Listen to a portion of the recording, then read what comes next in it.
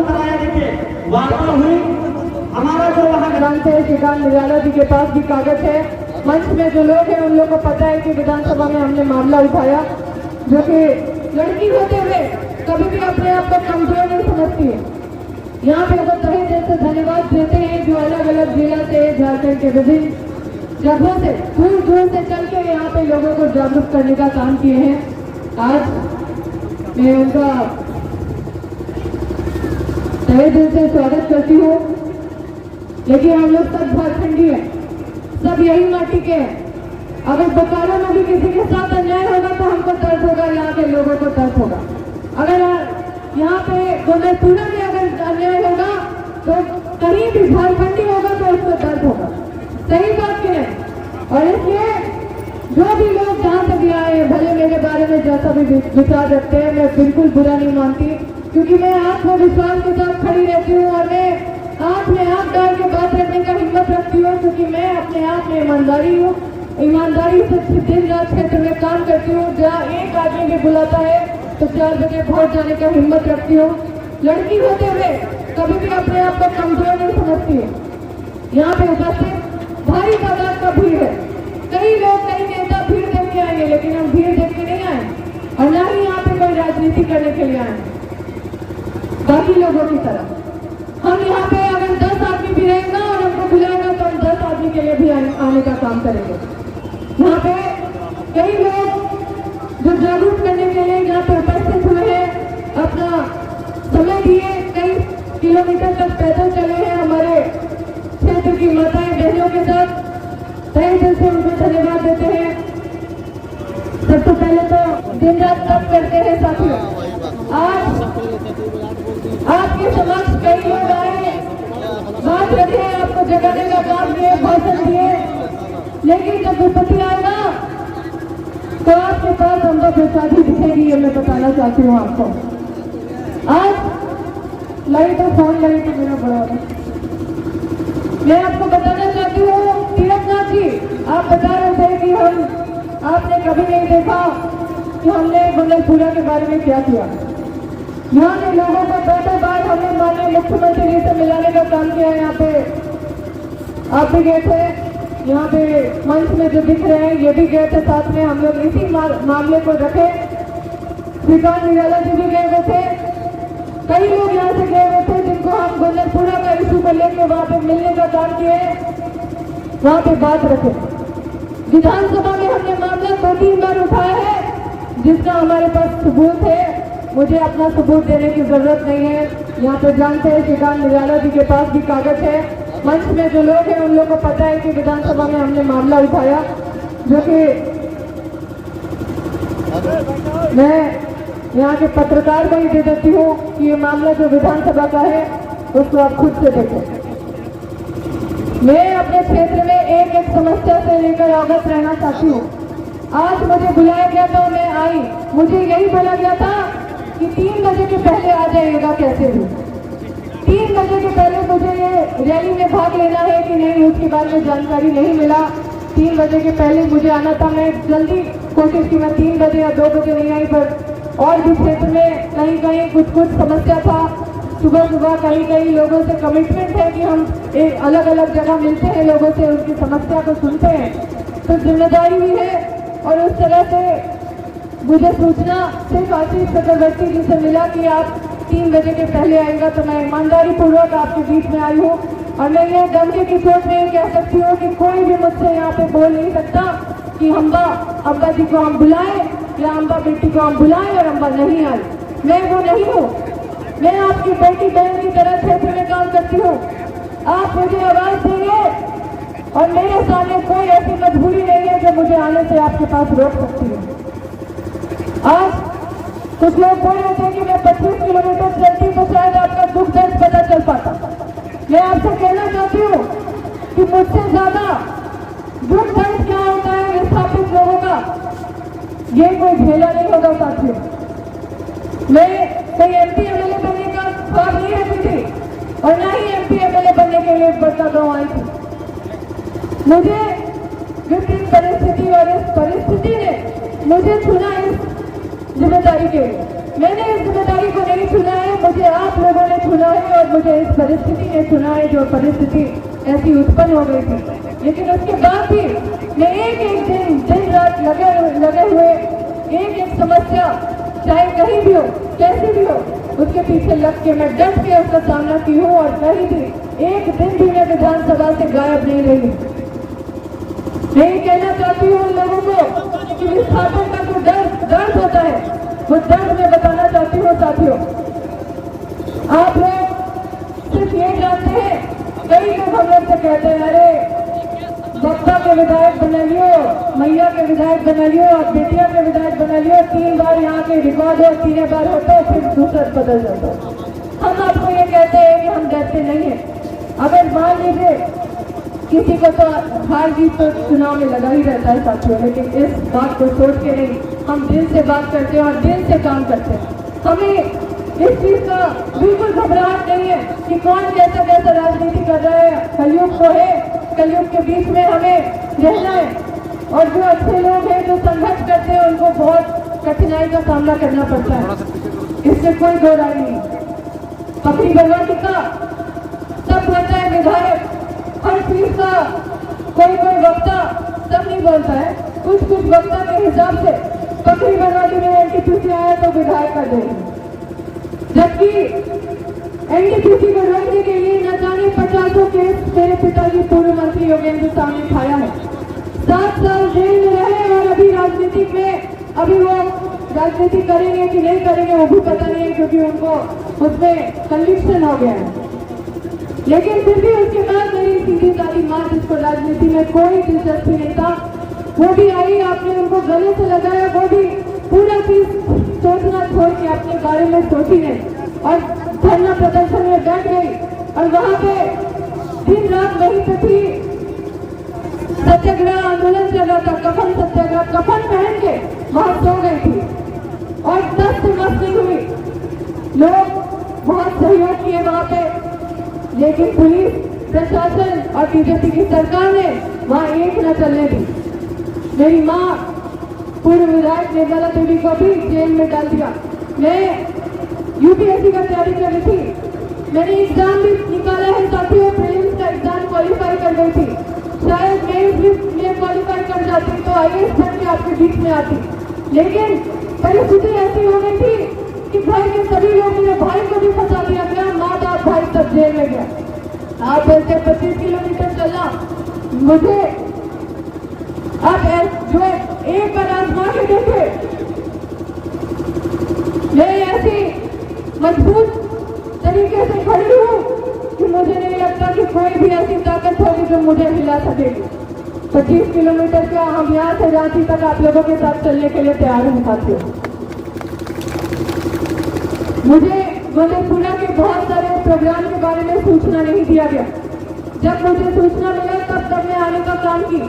एक भी ऐसा सूचना नहीं है जो मुझे मिला और मैं नहीं आई, इसलिए मैं ये दोष बिल्कुल नहीं अपने ऊपर लूंगी कि मैं नहीं आई। मैं खुद से भी आई, आप लोगों के बीच में भी आई और आप लोगों से वादा भी की कि यहाँ पे अडानी नहीं आएगा तो नहीं आएगा, अगर आप 10 से मत नहीं हो तो अडानी किसी हालत में नहीं आएगा। आज पकड़ी बरवाटी कैसे आए आपको पता है, इसके पीछे कहानी पता है। 2000 लोग जो गांव के लोग हैं विलेज मोबिलाइजर बन गए थे, महीना का 50,000 1 लाख रुपया कंपनी से उठाते थे, दूसरे ग्रामीणों को दबा के और झूठा मूठा केस पुलिस के साथ मिलके करके और डरा धमका के किसी तरह से घुस गए। पूरा डर का माहौल था। जब हम विधायक बने तो वो डर भगाने का काम किए, खींच के महिला लोग को घर से निकाले, बोले आप धरना दीजिए हम आपके साथ है। कोरोना चल रहा था, कोविड चल रहा था और सब एक गांव में जब धरना शुरू कराए तो 27 गांव में धरना शुरू हो गया। एक गांव में जाते थे, दूसरा गांव में नहीं जाते थे तो दुख मान जाते थे, बोलते थे अम्मा देखो यहाँ नहीं आई, वहां से भाषण दी। तो 27 जगह दिन भर हम लोग हर जगह जाके लोगों को संबोधित करते थे, हिम्मत देते थे, भाषण देते थे। आप सोचिए कि मेरा क्या हालत होता था। एक दिन में 27 जगह, क्षेत्र इतना लंबा चौड़ा है, दायित्व भी लंबा चौड़ा है। केस के कम से कम बड़े बात से बोलिए, केस ना करें, केस के बारे में बोलिए, केस ना करें।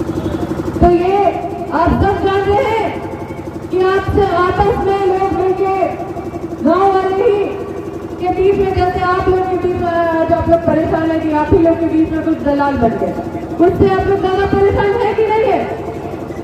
और एक और बात बताना चाहते हैं, आप मीडिया बंधु भी है, कि ये जो अडानी है या एनटीपीसी है, ये पावर मिनिस्टर से संरक्षित होती है। पावर मिनिस्टर इसको चलाने का काम करता है। अगर इसका काम रुकता है तो पावर मिनिस्टर डीसी को कॉल करता है, पावर मिनिस्टर चीफ सेक्रेटरी को कॉल करता है।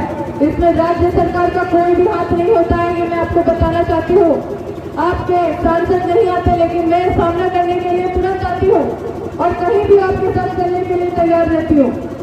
साथियों, पकड़ी बरवाटी अगर आए हैं तो वहाँ पे कुछ चंद दलाल जो पकड़ी बरवाटी में है, जो मोबिलाइजर और कई तरह के ठीक काम करते थे, जो कंपनी को लाने का काम किए। आज कुछ लोगों की जाने भी गई, हम लोग उनका केस भी लड़ रहे थे, लेकिन दुर्भाग्य है कि किसी मजबूरी बोलिए या जो बोलिए, उन्होंने अपना केस ही उठा लिया। आज हम उनको न्याय कैसे दिलाए साथियों? जब आप केस उठा लीजिएगा तो न्याय कैसे होगा? यहाँ पे विकास माथुर जी आए हुए हैं, विकास माथुर जी कहाँ गए? मुझे लगा कि वो चट्टी बरियातू का बात आपको बताएंगे। चट्टी बरियातू में भी जब कंपनी आई तो हमने धरना करवाया, आंदोलन करवाया, उसको रोकने का काम करवाया, लेकिन विकास माथुर जी है कि चले गए? कहाँ है? लेकिन चले गए। कहाँ है?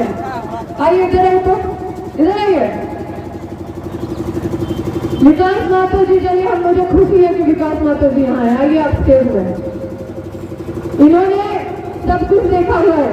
चट्टी बरियातू में हम लोग जब धरना आंदोलन कर रहे थे तो वहाँ पे गाँव के ही लोग उसको वहाँ पे कंपनी को खुलवाने का काम किए और एनओसी देने का काम विधायक नहीं करता है। एनओसी देने का काम विधायक नहीं करता है साथियों। एनओसी देने का काम मुखिया जी के हाथ से होता है।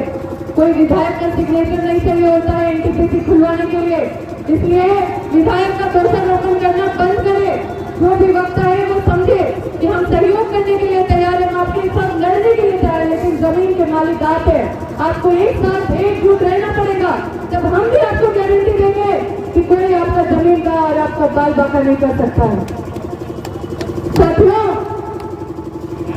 आपको समझना होगा अपना अधिकार और अपना हक। आप जमीन के मालिक हैं। आपके जो मुखिया हैं वो जमीन के मालिक नहीं है, वो आपका एक माध्यम है जो आपके प्रतिनिधि के रूप में एनओसी देते हैं।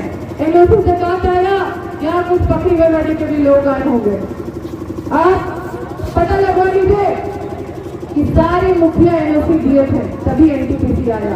और ये बात जब हम उजागर किए तो सब मुखिया हार गए। अब बताइए, विधायक दोषी है? विधायक एनओसी देती है या मुखिया एनओसी देते हैं?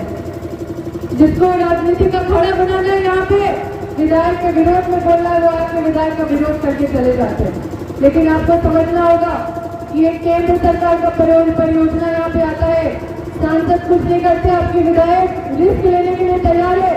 आपके विधायक का पूरा परिवार कुर्बान होने के लिए तैयार है और कुर्बानी का एक उदाहरण भी दे चुका है। हम लोग मुआवजा बढ़ाए, जैसे ही हम चुनाव जीते हम बैठे हुए नहीं थे, हमने भी जगह जगह आंदोलन किया। यहाँ पे देखिए पसरिया में पूरा जमीन का लग के जितने भी